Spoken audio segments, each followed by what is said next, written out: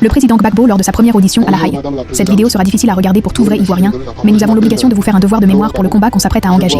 L'injustice qu'il a vécue est sans précédent. Suivons ensemble jusqu'à la fin. Bonjour Madame la Présidente, je vous remercie de me donner la parole. Je m'appelle Laurent Gbagbo. Je vois ici Laurent Koudou Gbagbo. Koudou c'est aussi mon nom, mais officiellement sur les papiers c'est Laurent Gbagbo. Voilà. Mais Koudou c'est aussi mon nom, hein. Donc l'affaire indique bien qu'il s'agit de moi. Je vous remercie. Et il nous faut aussi connaître votre date et lieu de naissance ainsi que votre profession. Je suis le 31 mai 1945 à Gagnoa, en République de Côte d'Ivoire. Gagnoa, G-A-G-N-O-A, en République de Côte d'Ivoire. Merci beaucoup. Et bien sûr, je constate que vous parlez le français, vous le comprenez parfaitement. Oui. Vous souhaitez qu'on vous relise les crimes qui vous sont reprochés dans le mandat d'arrêt? Je pense que ce n'est pas nécessaire, madame. Les conditions de ma détention par la cour ici, par la cour à La Haye, sont correctes. Ce sont des conditions normales de détention d'un être humain. Mais c'est mes conditions d'arrestation qui sont moins. J'ai été arrêté le 11 avril 2011 sous les bombes françaises. Président de la République, la résidence du président de la République a été bombardée du 31 mars au 11 avril. Et c'est dans ces décombres-là, le 11 avril, pendant qu'on bombardait la résidence qui était déjà à terre, nous on s'est cachés dans les trous de la résidence et une cinquantaine de chars français encerclaient la résidence pendant que les hélicoptères les bombardaient. C'est dans ces conditions-là que j'ai été arrêté. J'ai vu devant moi mourir mon ministre de l'Intérieur, Tagro. J'ai vu mon fils aîné, qui est encore détenu en Côte d'Ivoire. Je ne sais d'ailleurs pas pourquoi on l'a arrêté. C'est peut-être parce qu'il est mon fils. Je l'ai vu battu. J'ai vu mon médecin personnel qui était avec moi, le docteur B, qui est encore à Korogo. Je l'ai vu battu, j'ai cru même qu'il allait mourir, mais Dieu merci, pas mort. Mais Tagro n'a eu moins de chance, le ministre de l'Intérieur. C'est dans ces conditions que ça s'est fait. Bon, je ne vais pas continuer parce qu'on n'est pas dans le procès, mais je veux dire, les conditions de l'arrestation sont celles-là. C'est l'armée française qui a fait le travail.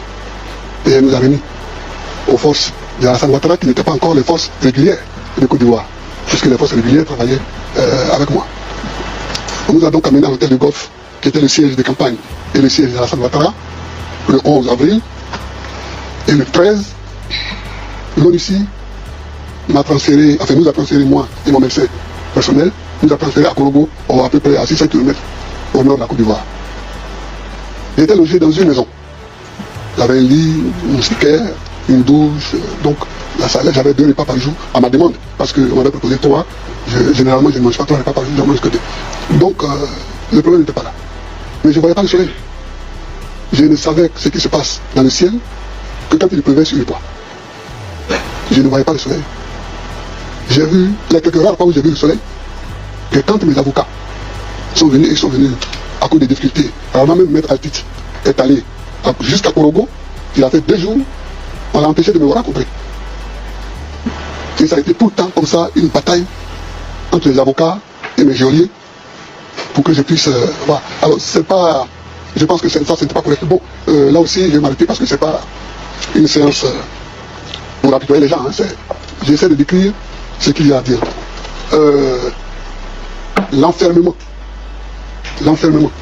sans pouvoir marcher, sans pouvoir voir le ciel, sans pouvoir sortir, a fait que j'ai eu de nouvelles pathologies, en plus de celles que j'avais déjà. Et je ne suis plus un jeune homme, comme vous le voyez, madame. Je ne suis plus un jeune de 20 ans ni de 30 ans. J'ai aujourd'hui 66 ans. Donc, aujourd'hui, j'ai mal à l'épaule, j'ai mal à tous les poignets, j'ai mal. Ici même, quand je suis arrivé, heureusement, on m'a fait des radios, on me donne des médicaments. Donc, voilà ce que je souhaitais dire. Sur mon transfert à La Haye, madame, moi, je suis toujours surpris par certains comportements. Si on me dit, Gbagbo, tu vas aller à La Haye, je monte dans la ville, je viens à La Haye. Mais là encore, on nous a trompés. On m'a appelé, on me dit que je vais rencontrer un magistrat à Korogo, dans le cadre de je ne sais plus quelle affaire. On a attiré mes avocats là-bas, Et pendant qu'on discutait, le juge d'application des peines est arrivé, avec un papier, que je n'ai d'ailleurs pas lu. Voilà le mandat d'arrêt. Donc immédiatement, il faut qu'on fasse une séance. Ils ont improvisé là, alors que mes avocats n'étaient pas préparés à ça. Alors que moi-même, je n'étais pas préparé à ça. Ils ont improvisé là une séance de jugement pour que la Cour donne son autorisation à mon enfermement. Madame, je ne regrette pas d'être là, je suis là, on va aller jusqu'au bout. Mais je veux dire qu'on peut faire les choses de façon plus normale. On n'a pas besoin de se cacher. On n'a pas besoin de... j'ai dirigé ce pays pendant 10 ans, je n'ai pas fait ça. Je n'ai pas fait ça. Et quand cette séance volée s'est achevée, mon jury m'a pris dans la voiture pour me ramener à mon lieu de détention. Et puis au moment je vois qu'on dépasse le lieu de détention. Alors je lui dis, mais on a dépassé l'endroit. Il me dit non, on va à l'aéroport, parce que l'aéroport n'était pas éclairé. À partir de 18h30, il faut que l'avion s'envole. J'ai dit, je vais où? En avion. Il n'a même pas eu le courage de me dire, vous allez à La Haye. Il me dit, vous allez à Abidjan.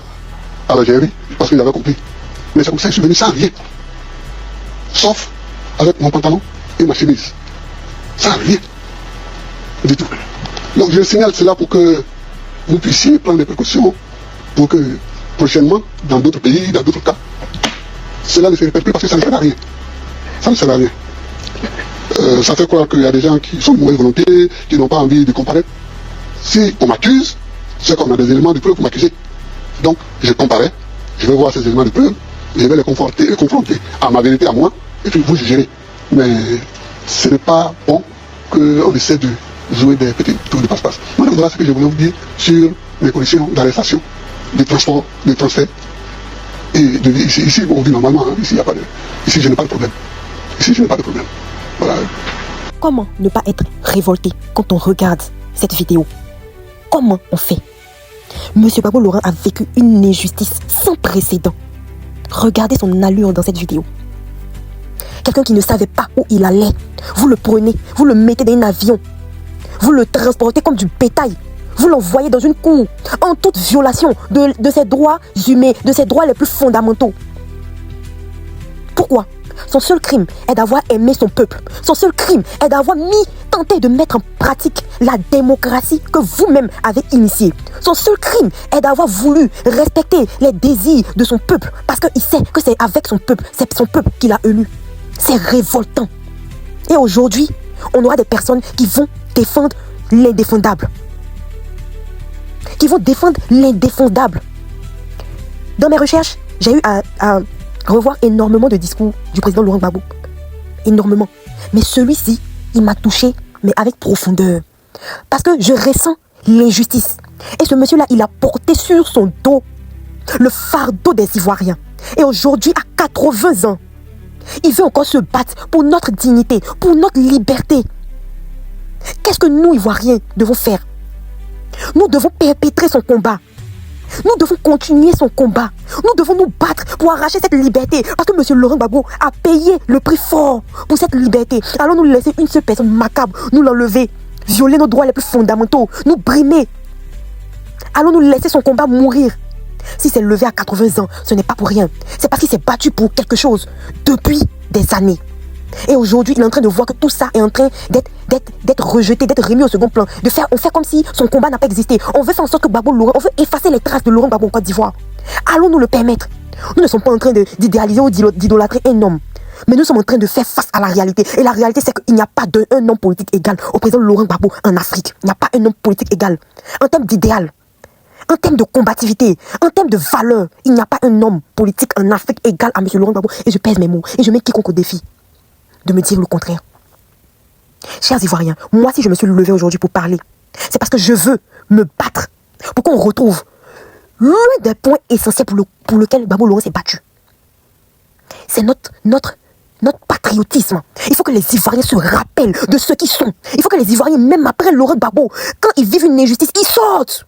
Parce que le monsieur Laurent Gbagbo n'est pas immortel. Un jour, il ne sera plus là. Mais il faut qu'on garde son héritage. Et c'est cet héritage-là qu'il est revenu pour raviver en nous. C'est cet héritage-là qu'il veut nous laisser. Il veut nous dire, mes enfants, mon peuple, un jour, je ne serai plus là. Mais rappelez-vous mon combat. Et continuez de vous battre. Parce que c'est pour vous que j'ai donné ma vie.